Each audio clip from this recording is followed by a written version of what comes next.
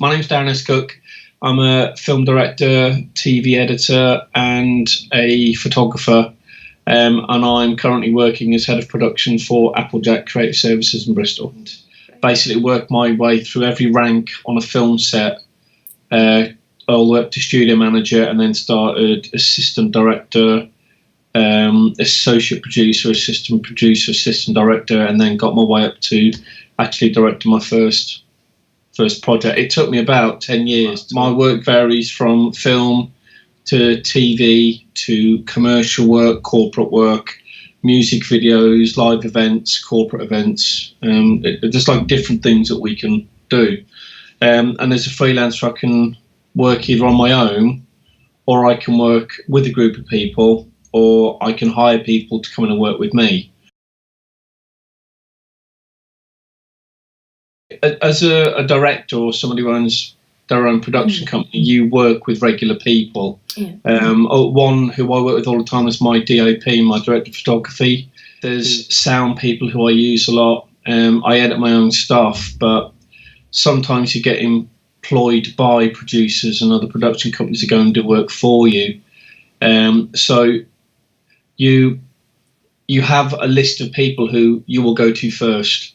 And then you've got a list of people who you've worked with and will go, right, they're not available, I'll go to them.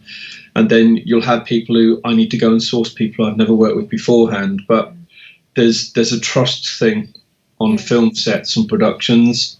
You are only as good as the people you have around you, and it can show hugely in the work that you're putting together, that if people aren't doing the job they're supposed to do, it affects everything that goes on around it. So I like to work with people I've worked with beforehand. The thing with the film industry, it's a very cliquey industry. Once you're in, but trying to get in is very difficult. At 10, you could find yourself next week working on a different project in a different area of England or Europe or wherever, and you will work with someone who's been on that film set you've just been on.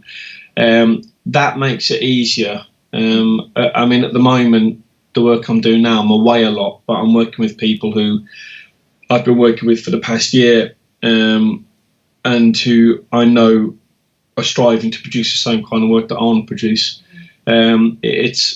You do find yourself working regularly with people who you've worked with beforehand, and you make new friends on those film sets, and they'll phone you up or they'll put you forward for another project, and I'll do the same. I'll have been on a film set. Oh my God, that girl was really good at sound. She's amazing. She's got all the kit and she knows what she's listening for. And the word of mouth for me has got me my work, and word of mouth, I've also given work to people who said, look, this guy's really good, can you give them a break or help them out?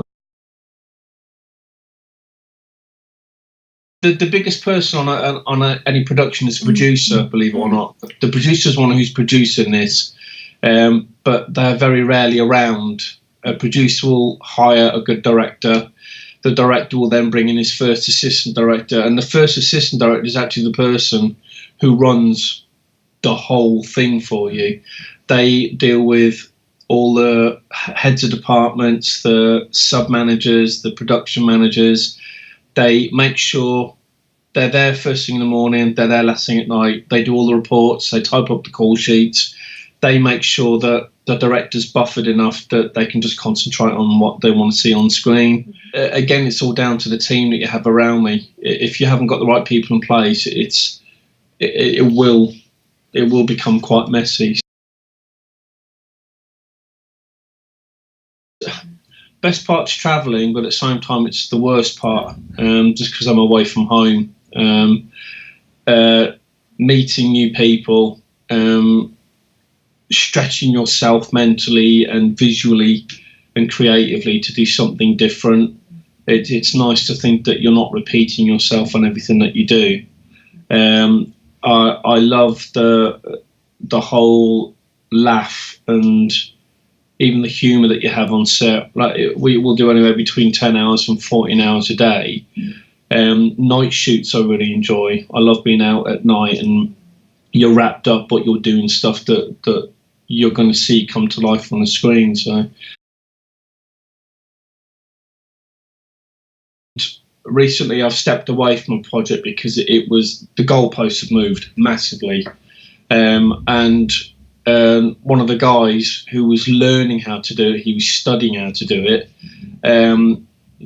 felt that it was okay to literally go and take that project on as his own, but not contact us and say, look, I've been asked to carry on with this, are you okay with it? And in our industry, that's a real issue. That's something that you just don't do. So it makes you wonder, what other things are they prepared to do to further their career? So you have to be very careful with some of the people that you bring on you, that you're not dealing with a new client.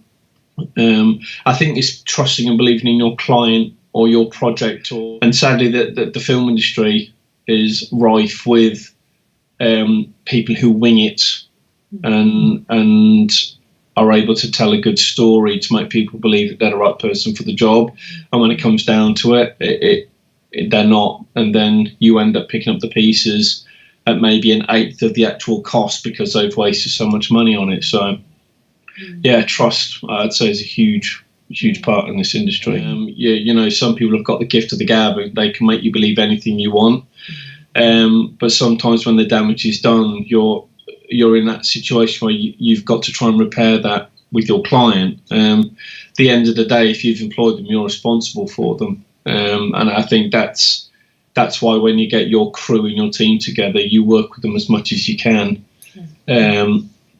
It's very rare that if someone makes a mess of it, they'll be back on any film set, because word travels fast. Don't use this person. This is what happened. I think once you get to work with your crew, that's where you become cliquey, but not in a negative way. It's you just all come together and you're there for the same reason, to make something unique, something different, and something that looks amazing when it's shown to people.